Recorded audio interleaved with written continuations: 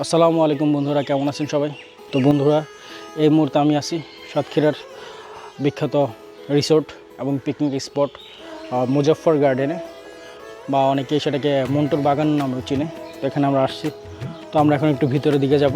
তো বন্ধুরা, এই মন্টুর বাগানে কিন্তু দেখার মতো অনেক কিছু রয়েছে। আসলে এই স্বল্প ক্যামেরাতে কিন্তু সব কিছু দেখানো সম্ভব নয়। এই জন্য আপনাদের এই পাখির চোখে এই মন্টুর বাগানের পুরো ভিউটা দেখানোর চেষ্টা করব, বা এই মুজফ্ফর গার্ডেনের পুরো ভিউটা বন্ধুরা পাখির চোখে আপনাদের দেখানোর চেষ্টা করব।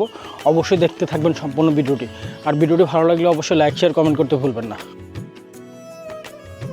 মুজফ্ফর গার্ডেন ও পিকনিক স্পট সাতক্ষীরা জেলায় একটি জনপ্রিয় ও মনোমুগ্ধকর ভ্রমণ স্থান।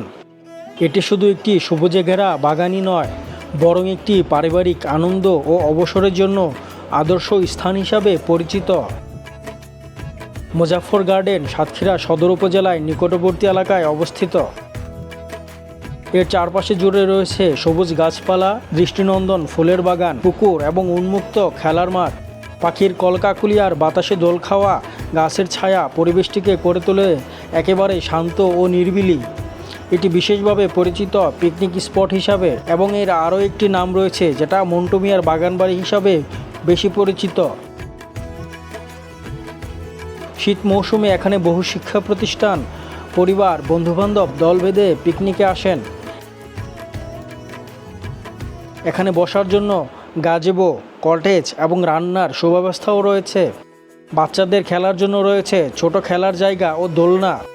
গার্ডেনটির নামকরণ করা হয়েছে একজন বিশিষ্ট ব্যক্তিত্ব মুজফ্ফর আহমেদের নামে,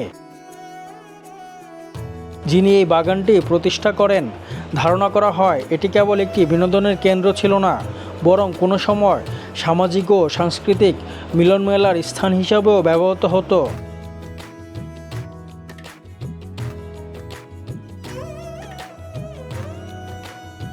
প্রকৃতি ও নীরবতা যারা ভালোবাসেন তাদের জন্য এটি একটি আদর্শ জায়গা।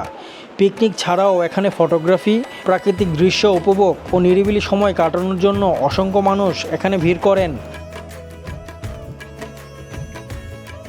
মুজফ্ফর গার্ডেন ও পিকনিক স্পট সাতক্ষীরার মানুষের জন্য একটি স্বস্তির জায়গা এবং পর্যটকদের জন্য একটি চমৎকার গন্তব্য।